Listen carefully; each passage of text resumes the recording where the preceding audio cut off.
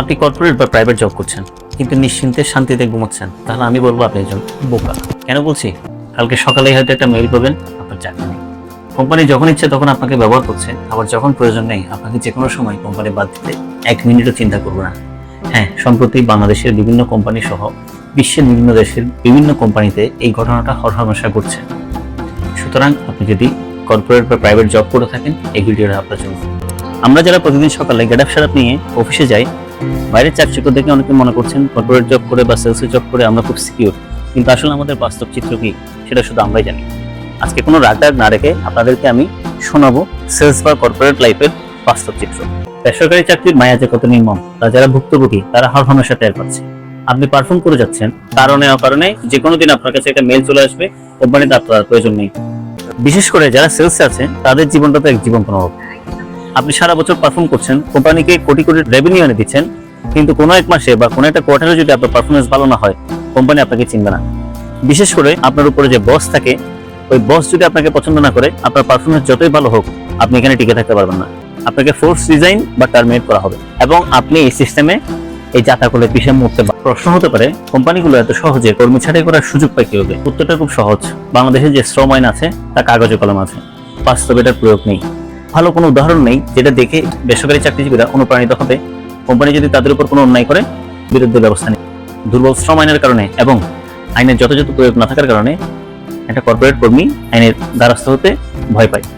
উন্নত বিশ্ব কি করে? উন্নত বিশ্বে কিন্তু চাইলে কোনো কোম্পানি এভাবে কর্মী ছাঁটাই করতে পারে না। জার্মানি বা ফ্রান্সের মতো কোনো দেশ কর্মীকে ছাঁটাই করতে হলে মাসের পর মাস আগে থেকে নোটিশ দিতে হয়, উপযুক্ত ও অকাট্য কারণ দর্শাতে হয়, অন্যথায় কোম্পানিকে বিশাল অঙ্কের জরিমানা দিতে হয়। সেখানে সরকার বেকারত্ব বীমা বা এমপ্লয়মেন্ট ইন্স্যুরেন্স দেয়, যাতে চাকরি হারালো কোনো নাগরিককে পথে বসতে না হয়। পরিসংখ্যানের দিকে তাকালে আপনি দেখবেন বাংলাদেশে প্রায় 6,90,00,000 লোক বেসরকারি বিভিন্ন প্রতিষ্ঠানে কর্মরত আছে, যেটাতে দেখা যায় বাংলাদেশের প্রায় 70% জব হচ্ছে বেসরকারি। কিন্তু এই বেসরকারি জবগুলো কোনো নিশ্চয়তা নেই, নিরাপত্তা নেই। তাছাড়া বর্তমানে মরার উপর খাড়ার হিসেবে এসেছে এআই বা উন্নত প্রযুক্তি। যারা ডেস্ক জব করে বা কম্পিউটার বেসড জব আছে, তাদের আসলে জব থাকার সম্ভাবনা খুব কমে যাচ্ছে। আপনাদেরকে বিকল্প কোনো জবের দিকে যেতেই হবে, কারণ এআই আপনি চাইলে না চাইলেও আপনাকে রিপ্লেস করবে। ওয়ার্ল্ড ইকোনমিক ফোরাম WEF এর ফিউচার অফ জবস রিপোর্ট অনুযায়ী যে কাজগুলো রিপিটেটিভ বা পুনরাবৃত্তিমূলক, যেমন data entry, customer support, basic accounts and sales forecasting, এগুলো দ্রুত এআই দিয়ে রিপ্লেস করা হচ্ছে। ফলে সাধারণ কর্মীরা মারাত্মক ঝুঁকির মধ্যে আছেন। আন্তর্জাতিক ছাঁটাই, ক্রাঞ্চিব্যাচ এবং লে অফ এআই এর ট্র্যাকারের তথ্য অনুযায়ী গত কয়েক বছরে মেটা, গুগল, আমাজন এবং মাইক্রোসফটের মতো $1 ট্রিলিয়ন গ্লোবাল টেক জায়ান্টরা বিশ্বজুড়ে 3 লক্ষাধিক কর্মী ছাঁটাই করেছে। এটিও সত্যি, বেসরকারি অনেক ভালো চাকরি আছে যেখানে কাজ এবং মেধার মূল্যায়ন হয় এবং সেখানকার বেতন এবং অন্যান্য সুযোগ সুবিধা অনেক ক্ষেত্রে সরকারি চাকরির তুলনায় অনেক বেশি হয়। তবে বেশিরভাগ কোম্পানির চিত্র ভিন্ন। যাদের বিশেষ প্রফেশনাল ডিগ্রি নাই এবং যে জবগুলো বস ডিপেন্ডেন্ট, বস খারাপ হলে তাদের তো কথাই নেই। আর আপনার বস তো আপনি ঠিক করতে পারবেন না বা পরিবর্তন করতে পারবেন না, সুতরাং আপনার করণীয় হলো বিকল্প ব্যবস্থা রেডি করে রাখা। তাহলে এখন সবচেয়ে বড় প্রশ্ন হলো বিকল্প কি? প্রফেশনাল ডিগ্রি ও সার্টিফিকেশন। বাজারে সাধারণ গ্রাজুয়েটদের চাকরির জন্য হন্যি হয়ে ঘুরতে হয়, কিন্তু আপনি যদি আপনার ফিল্ডে একটা আন্তর্জাতিক বা জাতীয় স্তরের প্রফেশনাল ডিগ্রি অর্জন করতে পারেন, তবে আপনার যোগ্যতা 1 লাফে অনেক বেড়ে যায়। ফাইন্যান্স ও accounts, CA, chartered accountancy, CMA কিংবা SCCA। যদি আপনি হন সেলস, সাপ্লাই চেইন বা ম্যানেজমেন্টে, তাহলে আপনার দেখতে হবে CSCA, certified supply chain analyst বা PMP, প্রজেক্ট ম্যানেজমেন্ট প্রফেশনাল। এই ডিগ্রিগুলো থাকলে কোম্পানি আপনাকে ছাঁটাই করার আগে 10 বার ভাববে, আর চাকরি গেলেও আপনার নতুন কাজ পেতে কষ্ট হবে না। AI proof high demand skill, data analysis skill. যে কাজগুলো এআই করতে পারে না, আপনাকে সেই স্কিলগুলো শিখতে হবে। চাকরির পাশাপাশি প্রতিদিন মাত্র 1 ঘন্টা সময় দিয়ে আপনি এই স্কিলগুলো শিখে নিতে পারেন। ডেটা অ্যানালিটিক্স, যে কোনো ব্যবসা পরিচালনার জন্য ডেটা অ্যানালিটিক্সের চাহিদা তুঙ্গে। পাইথন, SQL, পাওয়ার BI এই কাজগুলো শিখুন। এআই প্রম্পট ইঞ্জিনিয়ারিং, এআইকে ভয় না পেয়ে এআইকে কিভাবে নিজের কাজে লাগানো যায়, এটার জন্য প্রম্পট ইঞ্জিনিয়ারিংটা এটা ভালো মতো শিখে নিন। তাছাড়া কন্টেন্ট ক্রিয়েশন ও ভিডিও এডিটিং, বর্তমানে কন্টেন্ট ক্রিয়েশন বা ভিডিওর যুগ।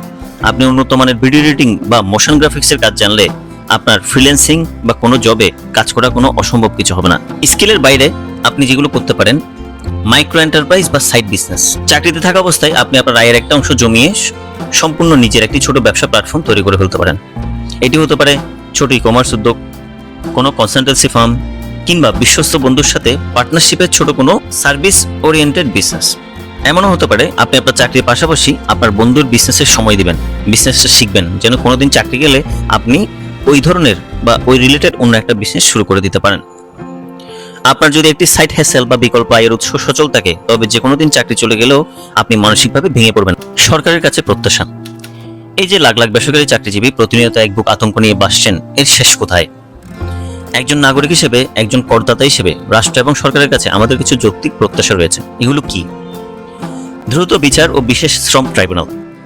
শ্রম আদালতের বর্তমান দীর্ঘসূত্রিতা দূর করতে হবে। অন্যায় ছাঁটাইয়ের শিকার কোনো কর্মী মামলা করলে সর্বোচ্চ 90 থেকে 120 দিনের মধ্যে যেন রায় পাওয়া যায়, তার জন্য বিশেষ ফাস্ট ট্র্যাক ট্রাইব্যুনাল গঠন করতে হবে। গণছাঁটাই ও ফোর্স সিজনের উপর অডিট।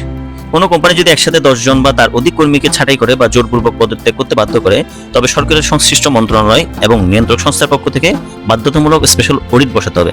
কোম্পানি আসলেই লোকসান আছে নাকি ব্যক্তিগত আক্রোশ বা অনৈতিক কস্ট কাটিং এর জন্য এটা করা হচ্ছে, তা খতিয়ে দেখতে হবে। বেকারত্ব বীমা। উন্নত বিশ্বের মতো বাংলাদেশেও বেসরকারি খাতের জন্য আপৎকালীন সুরক্ষা তহবিল বা বেকারত্ব বীমা চালু করতে হবে। চাকরি চলে যাওয়ার পর একজন কর্মী যেন নতুন চাকরি খোঁজার আগ পর্যন্ত অন্তত 6 মাস রাষ্ট্র থেকে একটা নির্দিষ্ট ভাতা পায় এবং তার পরিবারকে যেন না খেয়ে মরতে হয়, এটা ব্যবস্থা করতে হবে। শ্রম আইনের কঠোর প্রয়োগ ও তদারকি। কাগজে কলমে শ্রম আইন থাকলে হবে না, আইনগুলোকে সচল করতে হবে। কোনো কর্পোরেট হাউস যেন নিজেকে দেশের আইনের চাইতে শক্তিশালী মনে করতে না পারে, সরকারকে সেই কঠোর বার্তা দিতে হবে।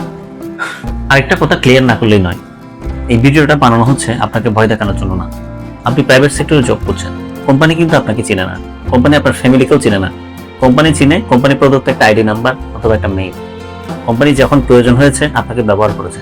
কোম্পানি যেদিন প্রয়োজন ফুরাবে আপনাকে বাদ দিতে কোম্পানি 1 মিনিটও চিন্তা করবে না।